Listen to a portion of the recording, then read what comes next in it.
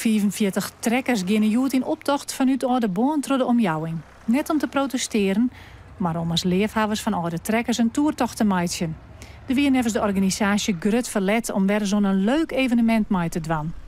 We doen dit voor het tweede jaar. Het eerste jaar ben we begonnen met een jochentje, het tweede met 29.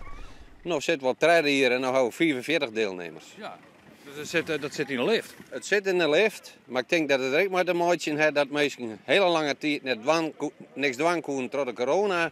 En dat ze zeggen, hey, dit is weer een van onze eerste evenementen en daar willen we graag om meedoen. Van de morgen samel je de trekkers haar in een graaide boeten oude boon. Er komt van alles op aan. Grut en lieds, jong en oud.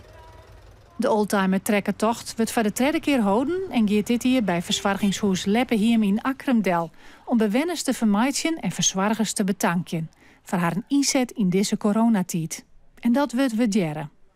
Ja, dat heb ja, ik begrepen. Dat vond ik heel erg leuk. Ja. Het initiatief vind ik heel erg leuk. Ja, superleuk. Hè, dat het net alleen voor de bewoners weer, maar ook voor Ook u voor als ons, ja. personeel. Ja. Vind ik heel erg leuk. Het onder de riem te steken in de coronatijd. Ja, absoluut. Ja. Nou ja, dat doet je wel wat. Ja, Hè, zeker. dat vind ik heel leuk. Ja, daar willen we de boeren heel erg voor bedanken. Of dat kijken. Troch het trekkerverbod moest de organisatie wel goed duidelijk maken dat het hier net gaat om een demonstratie. Maar een officiële taststemming weer net nodig.